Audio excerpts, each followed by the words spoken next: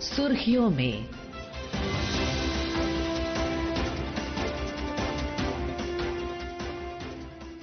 यह आकाशवाणी है।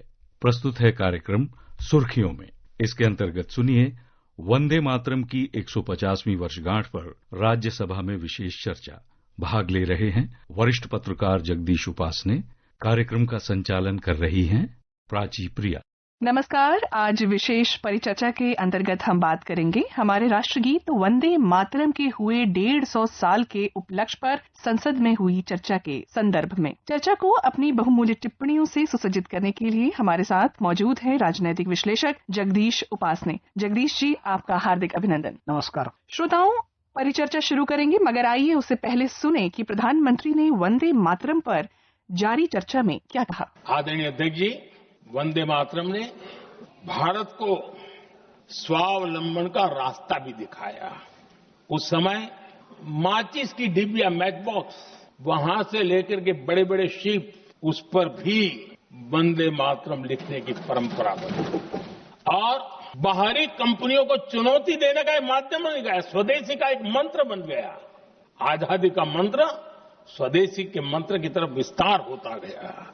आदरणीय अध्यक्ष जी, मैं एक और घटना का जिक्र भी करना चाहता हूं। 1907 में जब वीओ चिदम्बरम पिल्लाई, उन्होंने स्वदेशी कंपनी का जहाज बना तो उस पर भी लिखा था वंदे मातरम। राष्ट्र कवि सुब्रमण्य भारती ने वंदे मातरम को तमिल में अनुवाद किया, स्तुति गीत लिखे।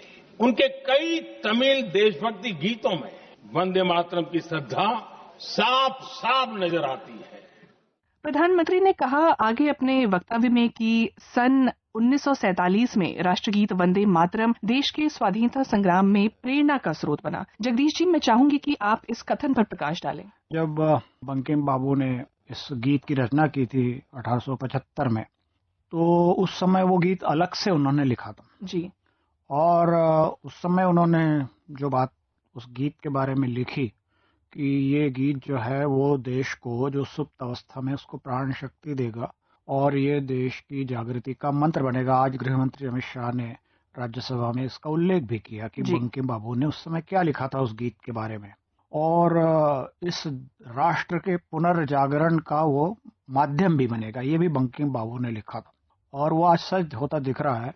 तो 1875 में जब ये गीत लिखा गया तो ये अलग से आइसोलेशन में लिखा गया, लेकिन बाद में बंकिम बाबू ने अपने उपन्यास में इसको आनंद मठ में इसको शामिल किया जी।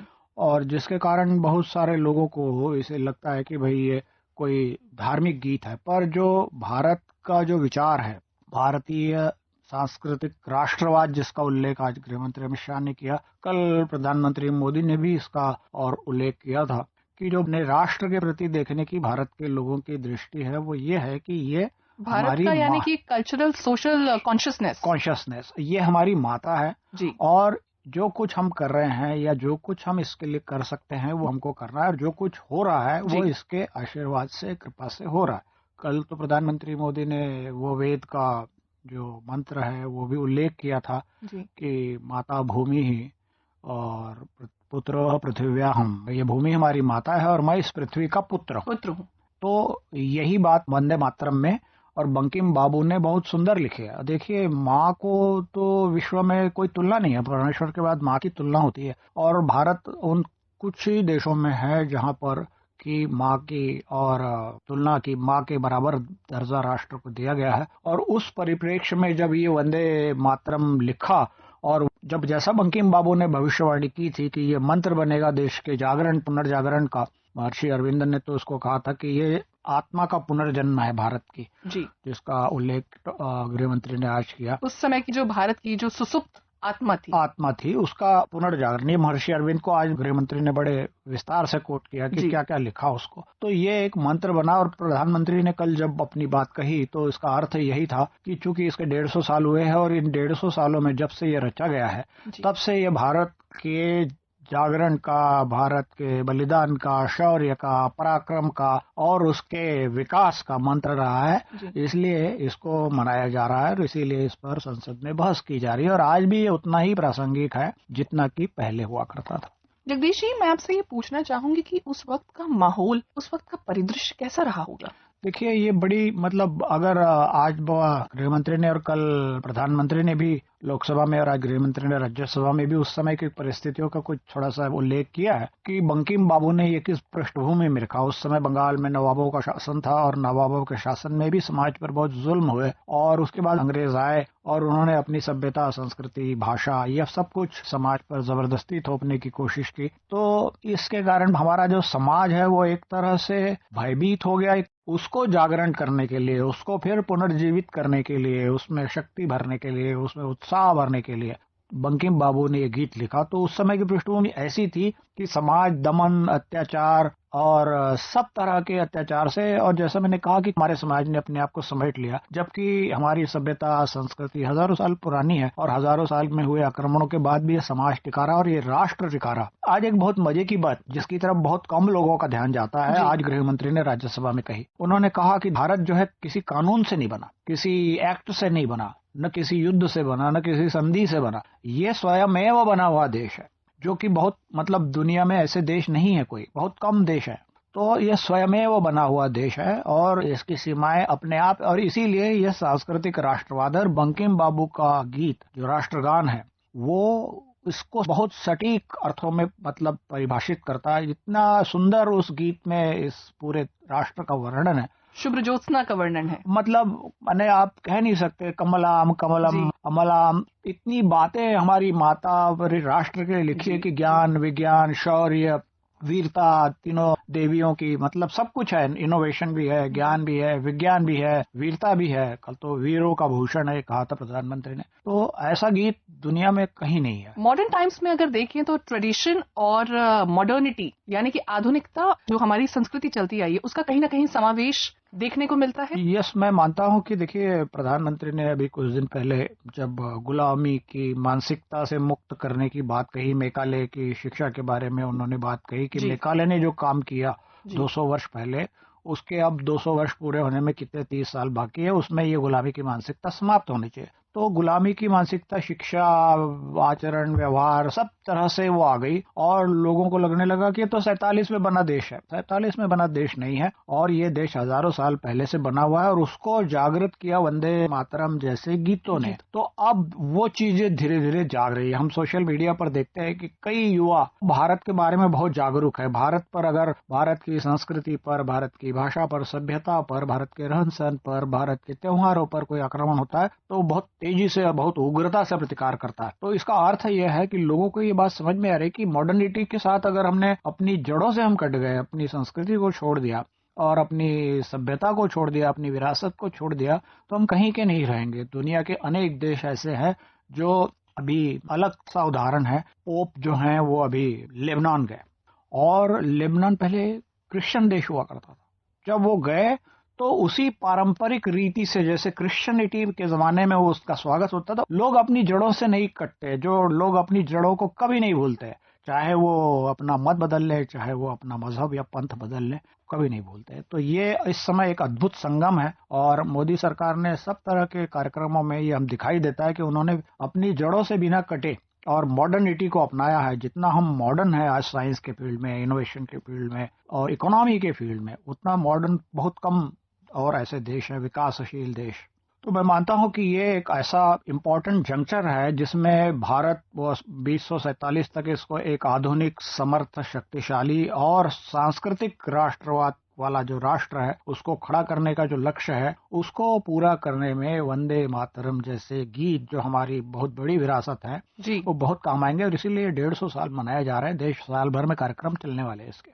जी श्रोताओं, हम आगे बढ़ेंगे, परिचर्चा में और भी सवाल लेंगे, मगर उससे पहले आज राज्यसभा में वंदे मातरम पर हुई चर्चा पर गृह मंत्री अमित शाह ने क्या कहा, ये सुनिए। वंदे मातरम पर चर्चा की जरूरत, वंदे मातरम के प्रति समर्पण की जरूरत, वंदे मातरम बना तब भी थी, आजादी के आंदोलन के वक्त भी थी, आज भी है और जब 2047 में महान भारत की रचना होगी तब भी रहे, क्योंकि अमर कृति मां भारती के प्रति, भारत माता के प्रति समर्पण, भक्ति और कर्तव्य के भाव जागृत करने वाली कृति है। इसलिए जिनको आज वंदे मातरम की चर्चा क्यों हो रही है वो समझ में नहीं आ रहा है। मुझे लगता है कि उन्होंने नए सिरे से अपनी समझ पर ही सोचने की जरूरत है।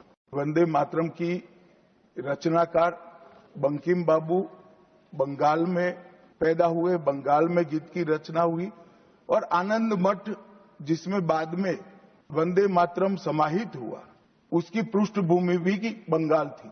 मगर जब वंदे मातरम का प्रकटीकरण हुआ, वंदे मातरम बंगाल तक सीमित नहीं रहा था, देश तक भी सीमित नहीं रहा था। दुनिया भर में जहां पर आजादी के दीवाने थे वो गुप्त बैठक भी करते थे तो पहले वंदे मातरम का गान कर बैठक की शुरुआत।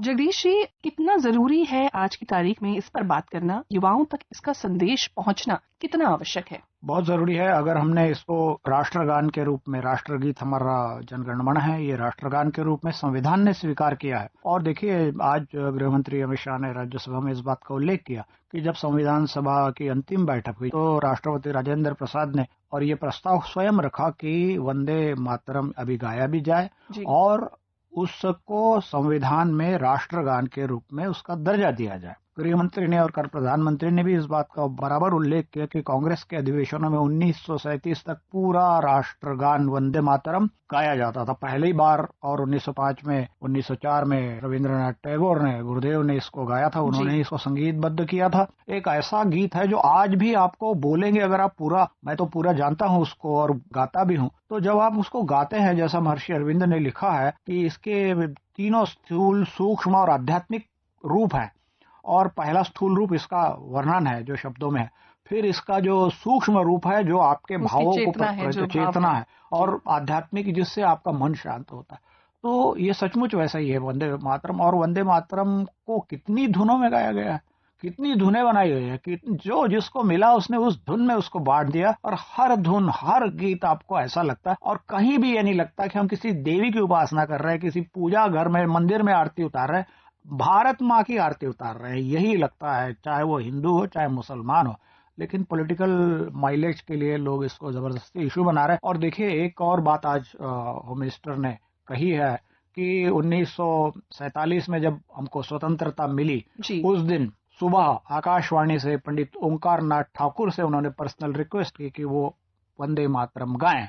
आकाशवाणी में उसकी रिकॉर्डिंग अभी भी मौजूद है, और पंडित ओंकार नाथ ठाकुर ने इतना सुंदर गाया कि सारा देश भाव विभोर हो गया। विभाजन होने के बाद के देश में ये बात हुई है। जी, संविधान की चेतना और वंदे मातरम के स्वर कैसे एक दूसरे के पूरक हैं, कैसे पूरा करते हैं एक दूसरे? देखिए, जो वंदे मातरम है वो सारा कुछ जो कि भारत के लिए है, भारत के बारे में है और भारत की समृद्धि के बारे में है। संविधान भी हमारा भारत के बारे में है, ये भारत के लोगों के लिए है, लेकिन ये भारत के बारे में है। भारत में लोग आते रहेंगे, जाते रहेंगे, नई पीढ़ियां खड़ी होती रहेंगी, लेकिन ये भारतीय जीवन मूल्यों को और प्रतिनिधित्व करता है हमारा संविधान। बाबा साहब अम्बेडकर ने दुनिया भर के संविधानों का और अध्ययन किया, और उसके बाद जो संविधान बनाया, यहाँ तक कि फ्रेंच क्रांति के जो 3 सिद्धांत उन्होंने लिए, उसमें बंधुत्व हमारा ये भारतीय भाव है, तो ये भारतीय भाव उन्होंने जोड़ा है उसमें। तो हमारा संविधान जो है वो भारतीय जीवन मूल्यों की, भारत की सांस्कृतिक चेतना की अभिव्यक्ति है, उसी तरह से अभिव्यक्ति है जिस तरह से वंदे मातरम है। वंदे मातरम चूंकि स्वतंत्रता आंदोलन का गीत था, लेकिन ये देश के, जैसा कि महर्षि अरविंद ने कहा, कि देश की आत्मा का पुनर्जागरण है। और अब तो हमारा देश कहाँ है, हम सब देख रहे हैं कि हम कहाँ हैं आज दुनिया में। हमारी क्या शक्ति है कि अमेरिकी राष्ट्रपति तक को हमारा प्रधानमंत्री मना कर सकते हैं जी। तो ये बहुत बड़ी ताकत है। जगदीश जी, आपने अपनी बहुमूल्य टिप्पणियां दी, इसके लिए आपका बहुत बहुत धन्यवाद, बहुत बहुत आभार, बहुत बहुत अभिनंदन। धन्यवाद। अभी आप सुन रहे थे वंदे मातरम की 150वीं वर्षगांठ पर राज्यसभा में विशेष चर्चा। भाग ले रहे थे वरिष्ठ पत्रकार जगदीश उपासने। कार्यक्रम का संचालन कर रही थीं प्राची प्रिया। ये कार्यक्रम आकाशवाणी के समाचार सेवा प्रभाग द्वारा प्रस्तुत किया गया। इसे आप हमारे mobile app news on AIR और YouTube channel news on AIR official पर भी सुन सकते हैं। कार्यक्रम के बारे में अपनी प्रतिक्रिया आप हमें ईमेल या व्हाट्सएप के जरिए भेज सकते हैं। ईमेल का पता है airnsdtalks@gmail.com और व्हाट्सएप नंबर है 9289094044।